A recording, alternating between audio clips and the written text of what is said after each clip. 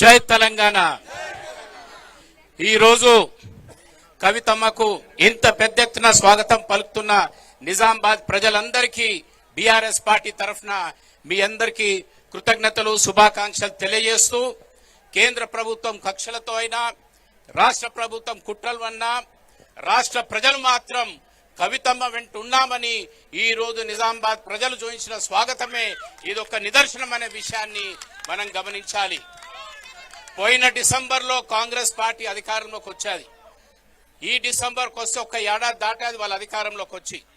ఒక సంవత్సరం లోపు నాకు తెలిసినంత వరకు మన దేశంలో ఎక్కడ కూడా ఏ ప్రభుత్వమైనా ఇంత తొందరగా ప్రజా ఆదరణ కోల్పోయిందంటే ఈ రాష్ట్రంలో కాంగ్రెస్ ప్రభుత్వం అనే విషయాన్ని మీతో మనవి చేస్తూ, ఈ రోజు కవితమ్మ మన దగ్గరకు వచ్చారు నిజామాబాద్ కి. రేపు ఇంకా 4 రోజులలో కొత్త సంవత్సరం ప్రారంభం కాబోతుంది. ఈ సంవత్సరం కొత్త సంవత్సరంలో ప్రారంభం కాబోతుంది.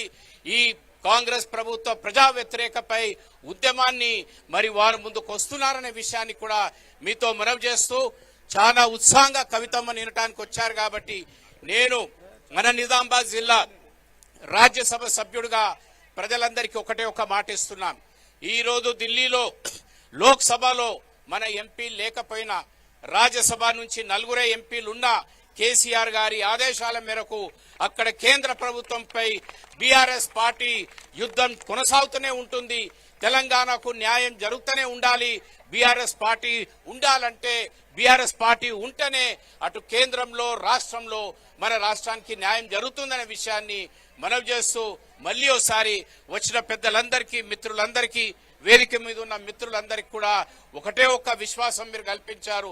ఎప్పుడు ఓటేస్తప్పుడు మరి ఏ విధంగానైతే ఆ రోజు 64 సీట్లు కాంగ్రెస్ కి గెలిపించారో ఇప్పుడు 6 కూడా దాటని పరిస్థితులు, 6 గ్యారంటీలకు మోసం చేసినందుకు వారికి మిగిలేది కేవలం 6 సీట్లు అనేది ప్రజల్లో వస్తున్న స్పందనతో మీ అందరికీ ధన్యవాదాలు తెలుపుతూ నూతన సంవత్సర శుభాకాంక్షలతో మీ అందరికీ జై తెలంగాణ.